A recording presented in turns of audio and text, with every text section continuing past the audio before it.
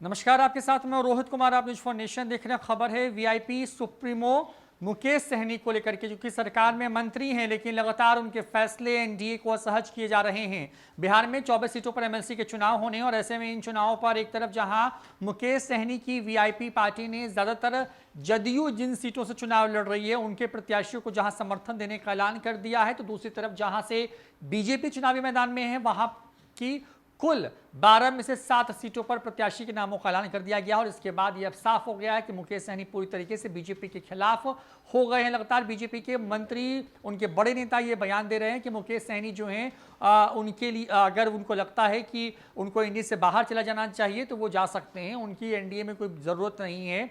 इन तमाम तरह की खबरों के बीच में मुकेश सहनी के जो तेवर हैं वो अभी भी कम होते नजर नहीं आ रहे हैं। उनका जो एक तरीके से कहें कि जो इस तरीके से उन्होंने यूपी चुनाव में ताल ठोकी, जिस तरीके से वो रांची पहुंचे, झारखंड में जिस तरीके से उन्होंने अपनी बात रखी, उसी तरीके से बिहार में भी एक तरीके से बीजेपी से सीधी लड़ाई जो है वो ले रहे हैं। और बड़ी बात यह है कि मुकेश सहनी की विकासशील इंसान पार्टी जो है वीआईपी, उसके तरफ से कुल 2 सूचियां जारी की गई हैं। अब सूची को सिलसिलेवार तरीके से बताएं तो आपको पहली सूची की बात करें तो उस सूची में लिखा गया है कि 15 जो सीटें हैं उसमें बिहार विधान परिषद में होने वाले स्थानीय प्राधिकार निर्वाचन क्षेत्र का जो चुनाव होना है उसमें विकासशील इंसान पार्टी ने एनडीए के निम्नलिखित उम्मीदवारों को समर्थन देने का फैसला लिया है। अब देखिए, अब बात करते हैं पटना से वाल्मीकि सिंह का करेंगे, नालंदा से रीना देवी और रीना यादव का करेंगे, गया जहानाबाद अरवल से मनोरमा देवी का करेंगे, नवादा से सलमान रागीब का करेंगे, भोजपुर बक्सर से राधा चरण शाह का करेंगे, पश्चिमी चंपारण से राजेश राम, मुजफ्फरपुर से दिनेश प्रसाद सिंह,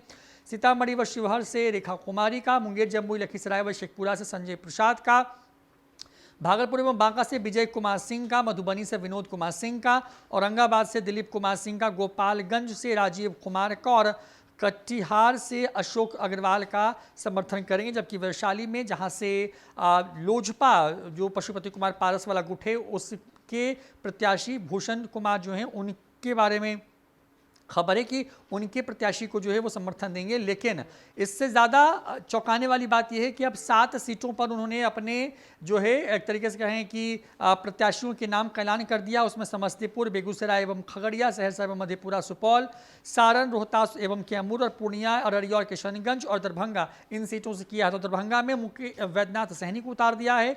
पूर्णिया, अररिया और किशनगंज की जो ज्वाइंट सीट है उस पर श्यामा नंदन सिंह को उतार दिया। रोहतास और कैमूर में गोविंद बिंद को उतार दिया है। सारण में बालमुकुंद चौहान को उतार दिया, यहाँ से बीजेपी मैदान में है। और सहरसा एवं मधेपुरा एवं सुपौल से चंदन कुमार को, यहाँ से भी बीजेपी है।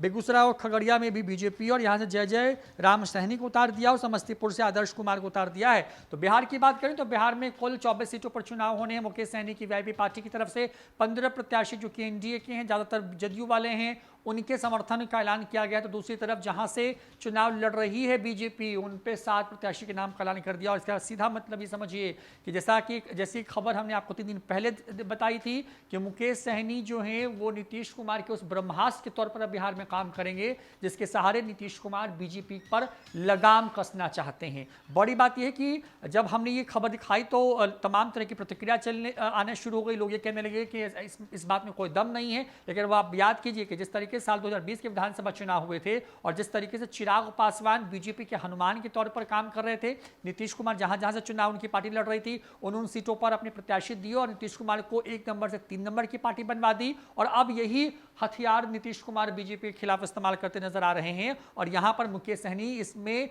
वो तीर हैं जिससे नीतीश कुमार निशाना साधने की कोशिश कर रहे हैं बीजेपी पर। और बड़ी बात यह कि नीतीश कुमार जो हैं उन्होंने एक तरीके से मुकेश सहनी को न सिर्फ आश्वासन दिया होगा बल्कि उनको आगे कर अब बीजेपी से सीधी लड़ाई मुकेश सहनी करा दी। क्योंकि देखिए, बीजेपी जो है निषाद वोट बैंक पर अपना अधिकार मानती है और मुकेश सहनी अपने आप को जो मल्लाह समाज है उसका बेटा कहते हैं। और ऐसे में जिस तरीके से अब ये एक तरीके से कहें कि आमने सामने की लड़ाई देखने को मिल रही है बीजेपी वर्सेस वीआईपी में, उसके पीछे का जो पूरा गेम प्लान है वो नीतीश कुमार की जदयू कर रही है। और मुकेश सहनी जो है एक तरीके से अब मोर्चे पर हैं और बीजेपी के खिलाफ जहां जहां से बीजेपी चुनाव मैदान में है उनमें से 7 सीटों पर प्रत्याशी के नामों का ऐलान कर दिया है। फिलहाल इस वीडियो में इतना ही। नमस्कार।